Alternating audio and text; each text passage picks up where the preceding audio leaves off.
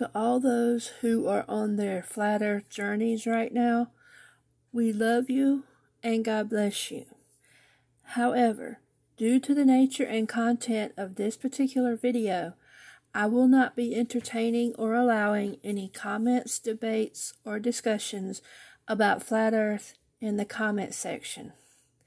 So guys, what are these 10 days in prison all about? What are these 10 days we're referring to? Why is the moon behind the sun for 10 days? Let's get into it.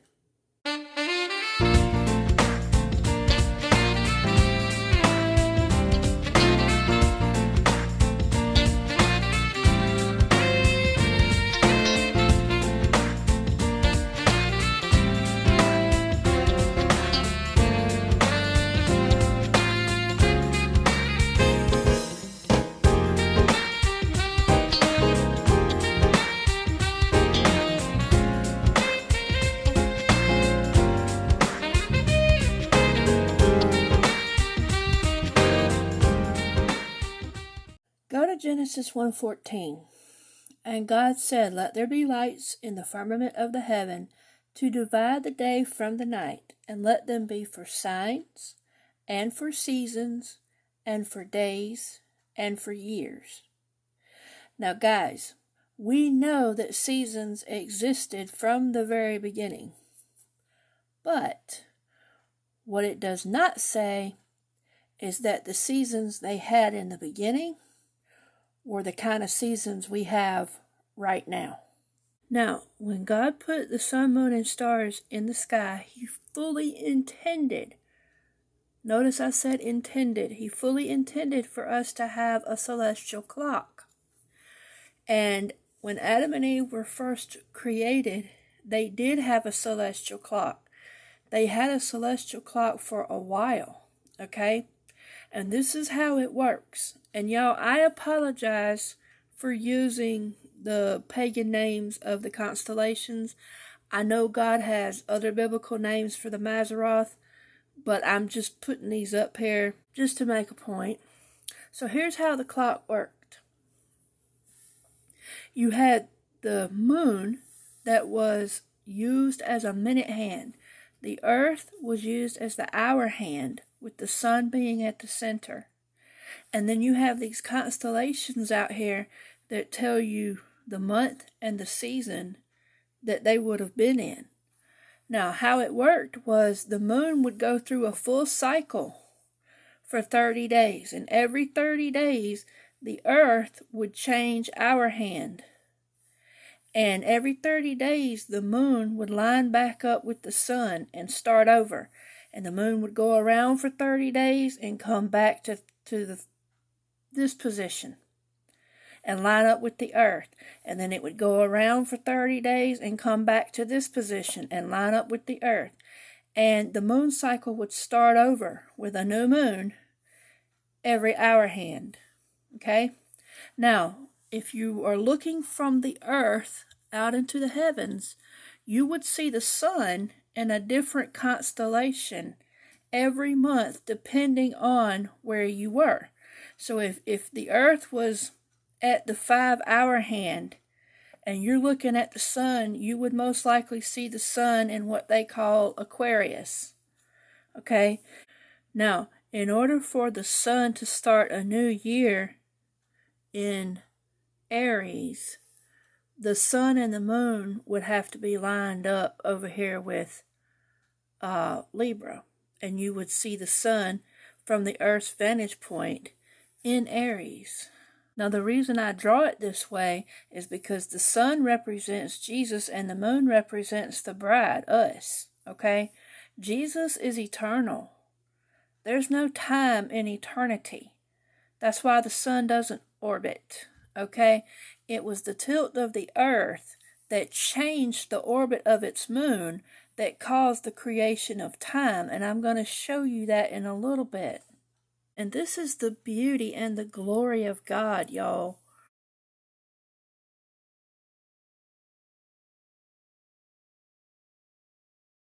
Now, my views are subject to change on this part, but here's what I believe happened when Adam and Eve fell. they were able to still look in the sky, and they were still able to see the heavenly clock that God had put up there. And it was operating correctly at that time. So God was able to teach Adam the constellations 1 through 12 and teach him the plan of salvation for mankind. And I believe that he also taught Enoch this same system, that you can look in the sky and you can see the moon going through the 30 days, and you can see the earth going through the hour hand, and you can see the sun going through the constellations from the vantage point of the earth. And I believe God taught them the plan of salvation with this.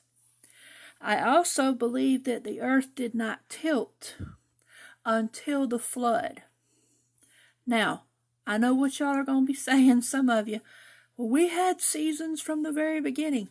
Yes, we did. But I believe the seasons were different. Let me explain. Now, our earth is not completely round. It is not a perfect circle. Because we are rotating on an axis, the earth has a slight bulge at the equator.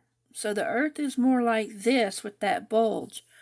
That bulge makes all the difference in the world when we're talking about these 10 days. Okay, guys, that bulge in the middle of the earth is what caused the moon to orbit the earth in a perfect circle, right there at the equator. As far as I can tell, based on my studies, they seem to say or indicate, scientists, that every single moon of every other planet orbits that planet at the equator in a perfect circle. Okay? So if the moon is standing straight up and down, this is what you would have. You would have the moon going around the equator in a perfect circle, and it would go at the same distance. But I believe the earth tilted at the flood. And when the earth tilted, this is what happened to the moon's orbit. Okay? They say it tilted at 23.4 degrees, which left the earth sitting at a 66.6 degree angle. That makes sense to me because it represents the fall of mankind. It represents, the mark of the beast and all that stuff, okay? But what happened was, instead of the moon, if you're in heaven looking down at the earth, this is what you would have seen. You would have seen the moon going around the earth like this. But now with the earth tilted, it took the moon's orbit and changed it to an oval shape. And these two bulges right here, if you can imagine this, these two bulges actually created two perihelion points that were not present when the moon was standing upright. Okay? These perihelion points caused the moon to slingshot around the earth twice a month. That is what sped up the orbit of the moon. And when the moon sped up at those two perihelion points, it actually caused an overall change in the orbit of the earth to decrease by 10 days per year. So the moon lost 10 days of orbit per year.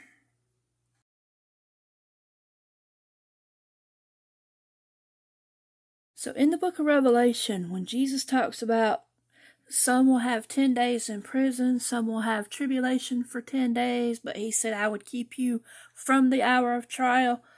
What he's talking about here is the fact that when Jesus returns, he's going to reverse the curse. The tilt of the earth is a curse, and I'm going to show you why here in a minute. But what he's doing is he's correcting those 10 days. He's putting the moon back in alignment with the sun where it should be. Now, Jesus is referring to those 10 days between the Feast of Trumpets and the Day of Atonement. All right? So, what's going to happen is you have the Gentiles who are being kept from the hour of trial. They're going to have a 10-day wait, just like the disciples in the upper room had a 10-day wait. But then you have the Jews who are actually going through the tribulation period, who are going to be thrown in prison for 10 days, some of them. He said, be faithful unto death, I'll give you the crown of life. He's talking about the Jewish martyrs and Gentile martyrs and things like that, okay? So those are the 10 days he's referring to. And this is why when we talk about the Feast of Trumpets and the return of Jesus, we also include the New Moon Festival, or the blowing of the trumpet on the new moon, to celebrate the bridal celebration of the new moon. And the reason why they blow that trumpet on the new moon is because it's the celebration of the bride getting married to the groom. But the sun and moon have to be in alignment for that to happen. Okay? Now, when Jesus comes back, I believe the Bible shows us that the moment he steps foot on the Mount of Olives is when the earth is going to stand back up like this. And the reason I say that is because if you think about what's happening when he puts his foot on the Mount of Olives, that seems to indicate that the moon has, that the earth has stood back up. Okay? When you think about the mountains crumbling, and you think about the islands being moved out of their place, and you think about how much catastrophic damage would have to be done to the earth for that kind of stuff to take place, you're talking about the earth tilting back up, standing back up. Okay?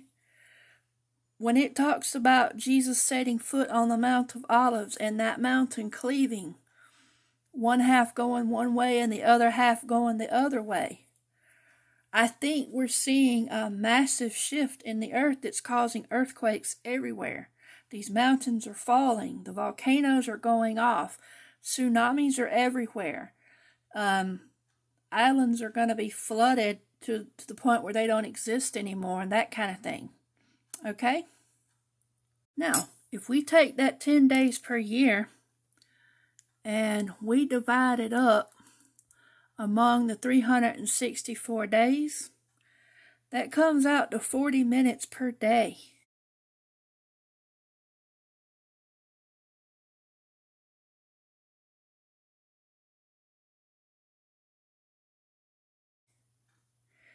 What does that mean?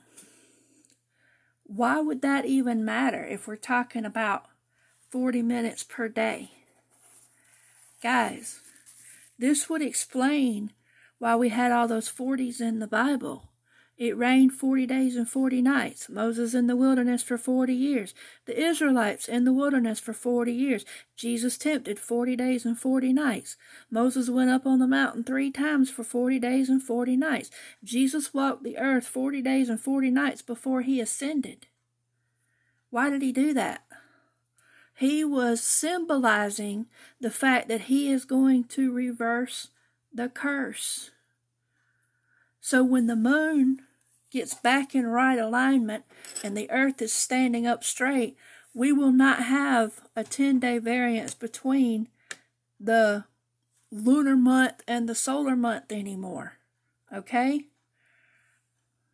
At that point, our calendars are going to be right again. Our celestial time clock is going to be correct again.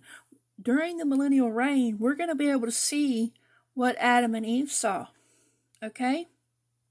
We're going to be able to look up, and we're going to be able to see the story that God was telling. If you think about the Mazzaroth from our vantage point, Adam and Eve were actually seeing a different set of constellations than what we're seeing. They saw these constellations. We're looking at these constellations because of the tilt of the earth. So I think what they saw in the heavens was probably God telling them how he has already planned to save mankind and how he already has saved mankind. But this Mazzaroth that we're looking at, and I think there's a crossover between these two Mazzaroths, okay? I think there's some of the same constellations. But I think the Earth tilted just enough that our Mazzaroth is telling us about the first coming and the second coming of Jesus, whereas this Mazzaroth probably sang the glory of God and how he saved mankind and it's already done. And I think there's a crossover between these two with some of the same constellations. Remember how the Apostle John said he saw a new heaven and a new earth? Well, if you think about it, when the earth gets tilted back into its original position straight up and down, that's going to cause a lot of catastrophic damage to the earth. It's going to change the makeup of the earth completely, okay? And it's also going to give us a new heaven in the sense that we're going to see the constellations Adam and Eve saw, and Enoch and everybody else. We're going to see those other constellations. So yeah, we'll have a new heaven, all right? Think about what John said. He said there was no more sea, no more ocean, all right? Let me tell you what I think that's all about. I think when God created the earth, he created the earth, and this is just my opinion, y'all. I think he created the earth with freshwater oceans. I don't think John means to tell us that God's going to take away our oceans, because everybody that I know loves the ocean. It's just beautiful. It's gorgeous. But I think they were freshwater bodies. I really do.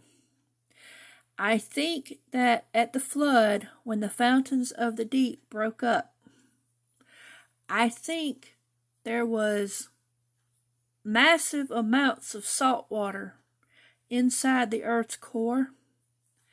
And I think that salt water is what came out and mixed with the freshwater oceans, along with all the bad, hideous creatures that Satan had probably come up with, and like sharks and things like that. I don't see God making that kind of stuff. I don't.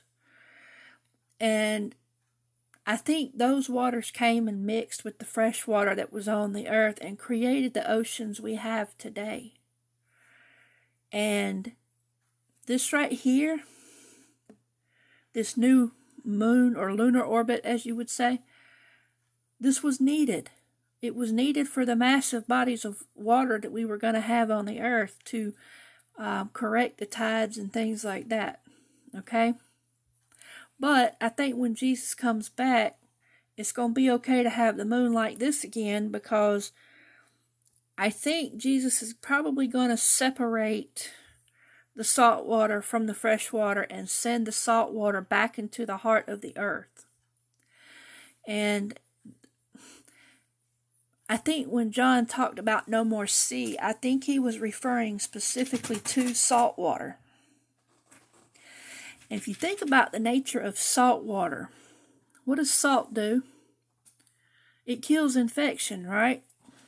Chicken noodle soup, full of salt. We eat that for an upset stomach, right? Salt water is a healing agent, okay? It kills infection.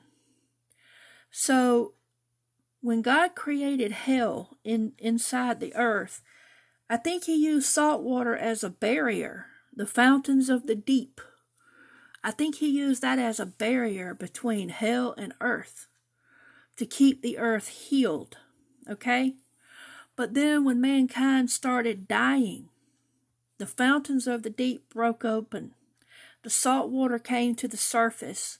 And the salt water is used for the healing of the land right now because there's so many dead bodies in it. I mean, really. It's 2/3 salt water and 1/3 land. It's 2/3 healing. You know what I'm saying? And I think that when John said no more sea, I think what he was talking about was not necessarily the ocean. I think he was talking about the salt water itself and all the hideous creatures that are in it. I think we're still going to have oceans. I think we're still going to have dolphins and fish that we can eat and all the beautiful creatures that God made. All right. I think they're going to be much smaller bodies of water. And I think that the salt water is going to have to return to the inside of the earth for the millennial reign. And the reason I think that is because we are told in the Bible that hell is going to expand its borders. And we're actually seeing evidence of that now. You think about all these massive sinkholes that keep opening up in the earth everywhere. That's because hell is expanding its borders. It's causing the earth to pop open. And because of all the people that hell is going to receive, unfortunately, we're going to need that barrier again between the earth's surface and the earth's core. And I believe that salt water is going to serve as that barrier between the two. Now, before I finish up, I just want to say I'm extremely tired. I am worn out. God is giving me, well, He has just blessed me beyond belief with all this revelation knowledge that He's asked me to get out. I am doing the best I can, and I realize that I may not have every detail perfect concerning the celestial clock. I may not have drawn it right. I may have said something wrong. I apologize in advance. Feel free to correct me if that's what you need to do, okay? But please understand, I'm aware of that, and I'm not trying to mislead anybody about anything. I'm just trying to make a few points that God wanted me to get out here, all right? If you're going to be rude about it, I'm just going to delete your comments. If you want to go make videos about it and be rude about it, that's your choice. But for the rest of you, please know I'm not trying to mislead y'all, and y'all know that. Now, the last thing I have to consider are the 4 seasons. What in the world is this going to do to our seasons in the millennial reign? If you recall at the beginning of the video, I told you that Adam and Eve had seasons. They had 4 seasons. But they had different seasons. Go back to the celestial clock I had up a while ago. And you know I had those constellations out here, right? Well, the first 3 constellations would have been spring. The second 3 are summer, fall, winter, so forth. So when you're looking from the Earth's vantage point, you would have known what season you were in, okay? What makes it different now than it did from the beginning of time? Well, we have to ask ourselves a question. Why, when Adam and Eve fell, we all pretty much understand that God used the skin of a lamb to make them their wool clothing, okay? But we have to ask ourselves a question. If they fell in the fall, why didn't God have them make their own wool clothing? I mean, I understand the symbolism behind the lamb had to die to cover their sins. I get that.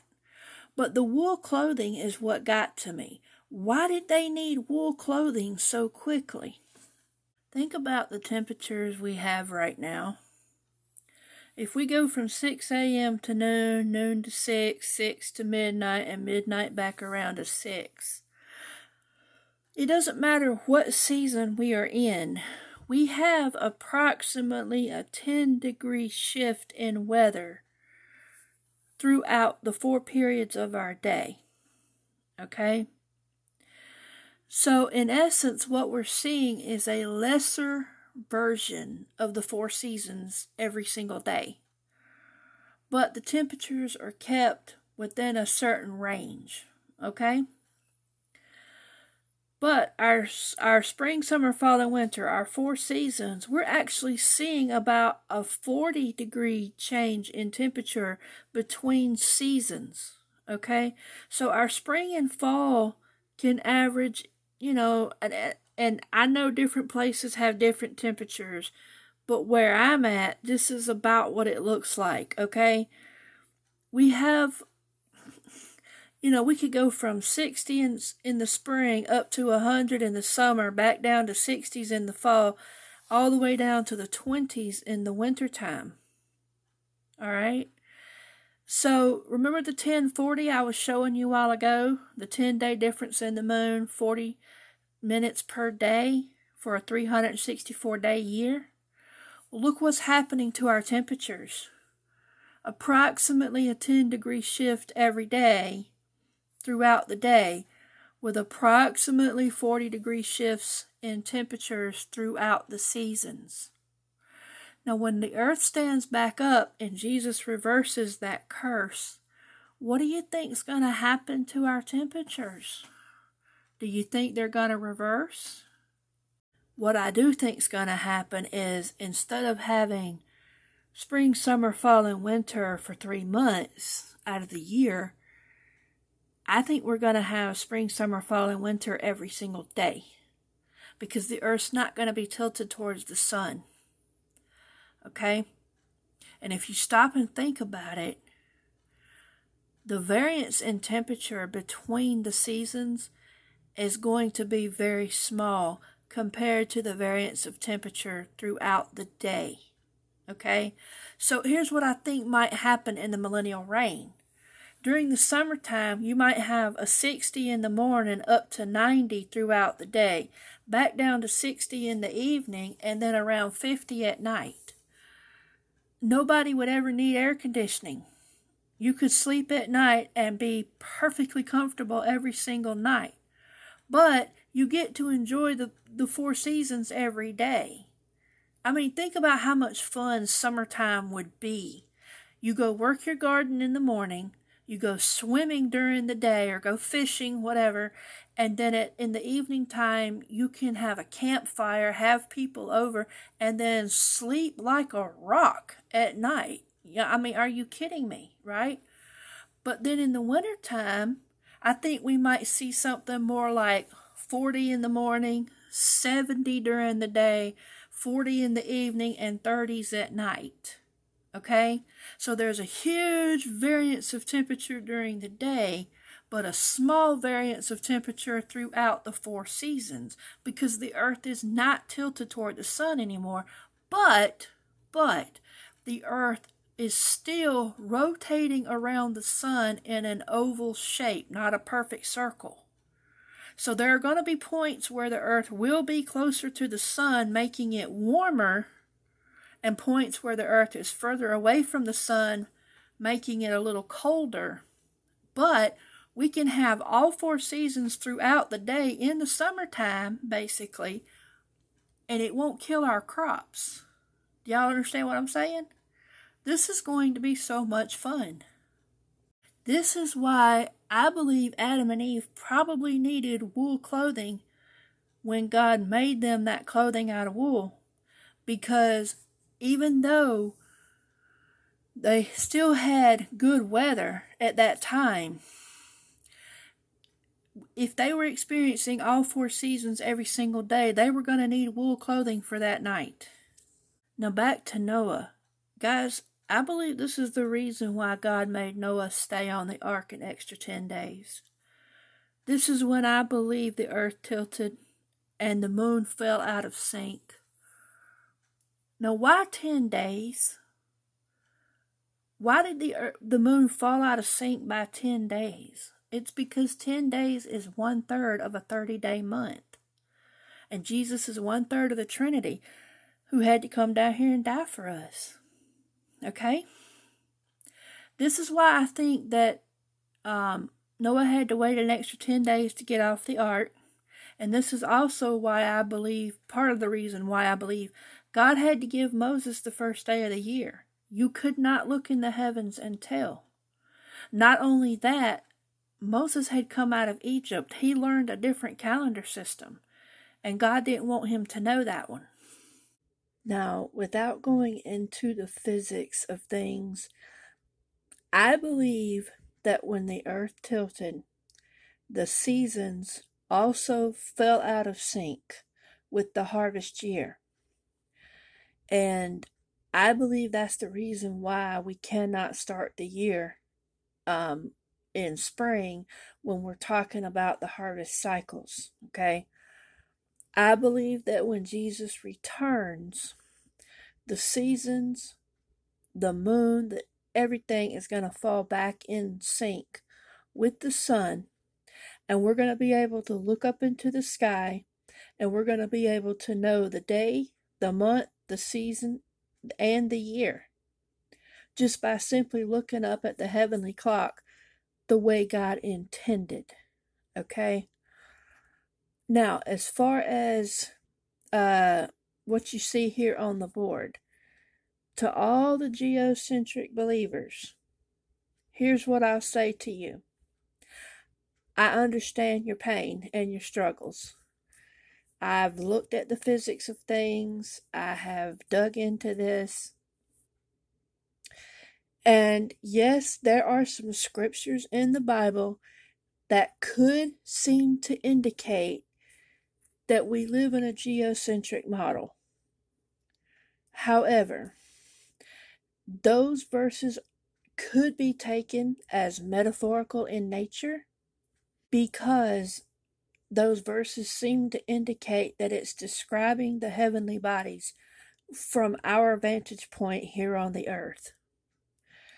If you can show me some scriptures that are not metaphorical in nature because they come from our vantage point here on the earth, I will absolutely consider those, okay?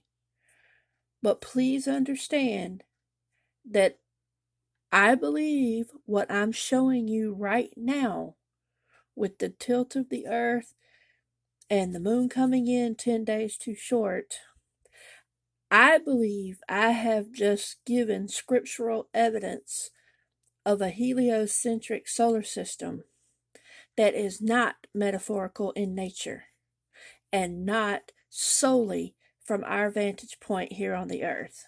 So I told you we were going to talk about the 3 last trumps.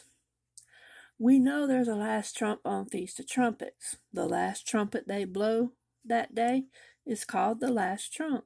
All right? On Day of Atonement, if there is a Jubilee year, the last trumpet is actually blown on Day of Atonement rather than Feast of Trumpets in a Jubilee year. That trumpet signifies the following year or the upcoming year as being a Jubilee year. Okay? But the 3rd last trumpet is on Tabernacles. Let me show you. Look at Numbers 2 and 3. I'm sorry, Numbers 10, verses 2 and 3. Make thee 2 trumpets of silver, of a whole piece shalt thou make them, that thou mayest use them for the calling of the assembly, and for the journeying of the camps. And when they shall blow with them, all the assembly shall assemble themselves to thee at the door of the tabernacle of the congregation. Now, let's go to Leviticus 23:36. In Leviticus 23:36, he's talking about the Feast of Tabernacles. He said, 7 days you shall offer an offering made by fire unto the Lord. On the 8th day shall be a holy convocation unto you. And ye shall offer an offering made by fire unto the Lord. It is a solemn assembly. Moses was told to blow the trumpets for the assembly at the tabernacle. Okay? And here in Leviticus 23:36, he's saying, blow the trumpet by telling us it's a solemn assembly. And it also seems to indicate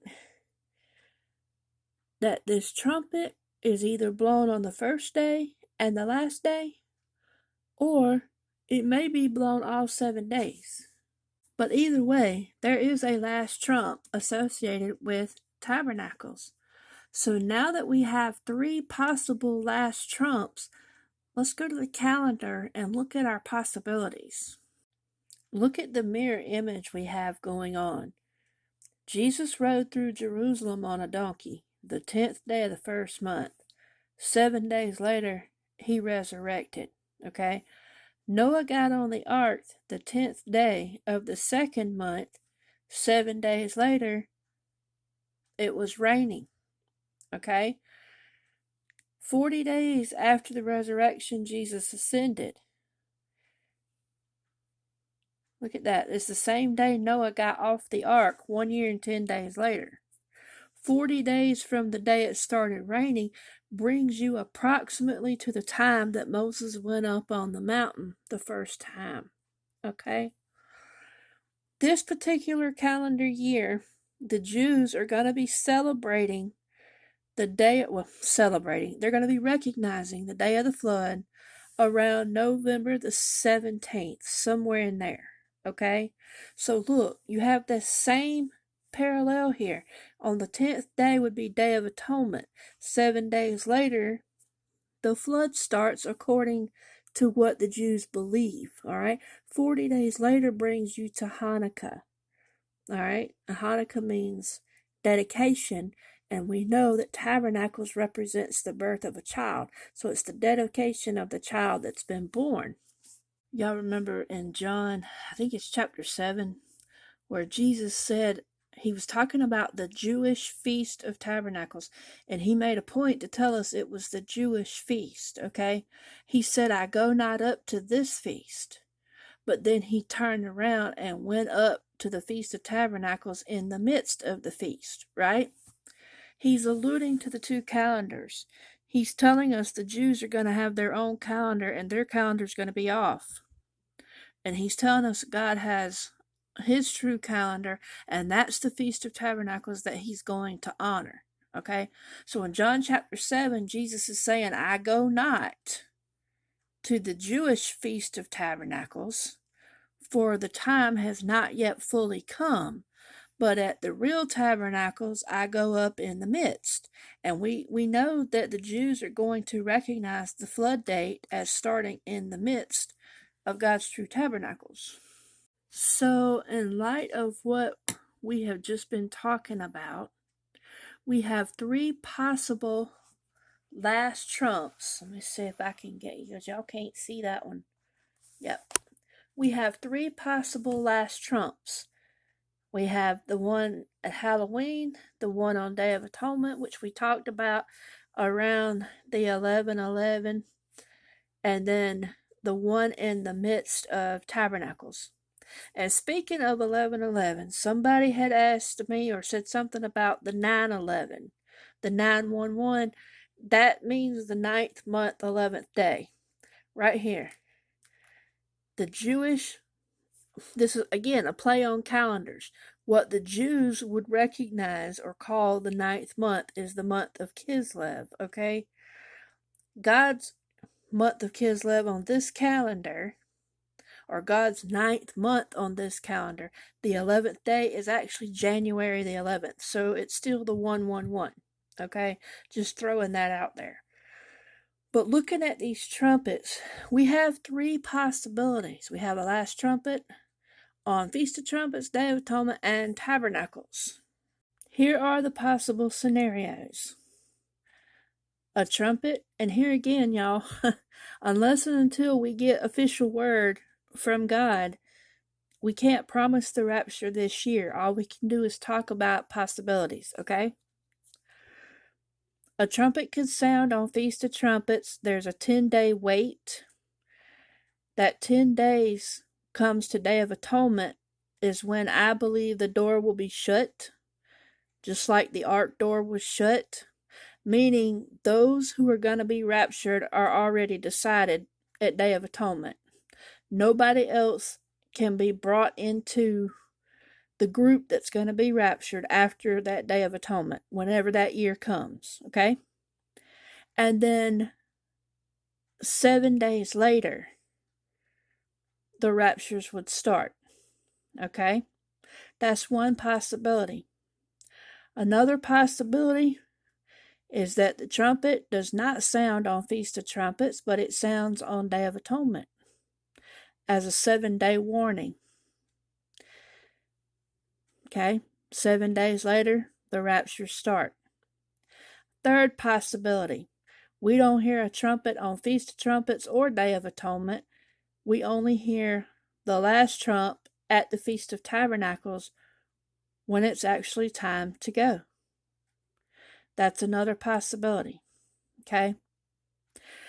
It is also possible that God is reserving the Feast of Trumpets and the Day of Atonement, those two trumpets, specifically for the second coming of Jesus. Because, I mean, technically, he's the only one who can fulfill those feasts. Okay? So God might be reserving the actual trumpet for Feast of Trumpets and Day of Atonement specifically for Jesus at the second coming. And he may only use the trumpet right here during this week of Tabernacles for the rapture. It's also possible that my calendar is 1 to 2 days off. You know, we talked about the time zones. It is possible that this is actually the first day of God's true tabernacles. If my calendar's 1 to 2 days off, and then tabernacles would run from like the 16th, 17th down to the 23rd, 24th. And again, the 24th day of the first month. This is another play on calendars. Because it's God's true seventh month, this is what the Jews recognize. Well, they don't recognize God's calendar. They recognize the seventh month as being the first month. But this is God's seventh month. So if Tabernacles is truly running from the 16th, 17th down to the, let's say, 23rd, 24th, somewhere in there, then you could also have that play on calendars with the first month, 24th day that we see in Daniel when Jesus actually appeared.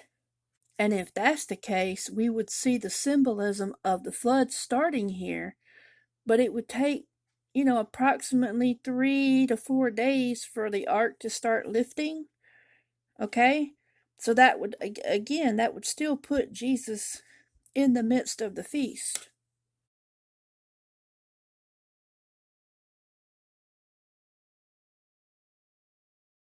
So back to the nuclear war. We were talking about the possibility of nuclear war starting right around the Day of Atonement, if it happens to be 11/11, that kind of thing. And we were talking about America being hit pre-trib. Well, I had done a study on the thunder judgments and the destruction of Babylon. I think it's Revelation chapter 18, I believe it is. But when I was doing a study on the thunders, I was studying thunder, the voice of God, and the voice of many waters. And I was starting to see a pattern emerge that seemed to indicate another nuclear war towards the end of the tribulation period. And if you look at the destruction of Babylon, where Babylon represents Israel in some of those verses, it says burn her with fire. Okay? So I'm thinking possibly there's two nuclear wars where America goes in the first one and Israel goes in the second one towards the end of the tribulation. And I don't mean total absolute destruction, I just mean it gets hit. Okay? It's just food for thought, something to think about. The only other possibility I can come up with right now would probably be Hanukkah, because we know Hanukkah is used interchangeably with tabernacles, but it just doesn't fit the symbolism. Okay? I can see us being already dedicated, or being dedicated because we're already born again at Hanukkah, based on the symbolism. I don't know if I can see a rapture happening then. But anyway, if God gives me something else to share with y'all, I will come out here and I'll make a video and share it with y'all. But as of right now, I think I'm going to take a break for the rest of the year. And we'll go from there. If we're gone, great, wonderful. I'll see y'all up there. If not, we'll just stick with it and see what God has for us.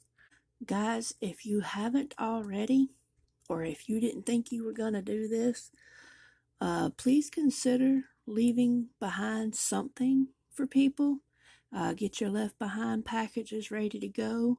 Go through them and recheck them again if you need to, because if this is the time we go, and it's looking like it might be, you want to make sure you have that stuff ready to go, because there's not going to be a famine of the word right away. This is something that's going to happen gradually over time, because you got left behind packages. You got people who are going to be left behind that know a little bit about the word, and they're going to be able to teach others. You've got the 2 witnesses, the 144,000, and the 3 angels that are coming in Revelation. So this famine's not going to happen right away, okay? And as far as the election is concerned, here's my 2 cents worth. And it, like I said, it's 2 cents worth, okay? It don't mean a hill of beans. Maybe, maybe not. God knew that America wanted Trump back in office. And I think God put him back in office to test his believers one last time before we go. I think that's a possibility. I think God put him back in office to see who wanted Trump and who wanted Jesus. If America gets attacked this year, they're gonna issue martial law. She's gonna stay in power. He's not gonna see the Oval Office. She's gonna hand this country over to the real Antichrist. And guys, if you look at the locations where Trump and his family live, and if you look at the map of all the places that are going to get hit with nuclear bombs, I think it's possible that he and his family might actually perish in the attack. There's just too many people that have seen Trump laying in a casket. And with that, I'll say, may the Lord bless you and keep you. May the Lord make his face shine upon you and be gracious to you. May he lift up his countenance upon you and give you his peace. Shalom.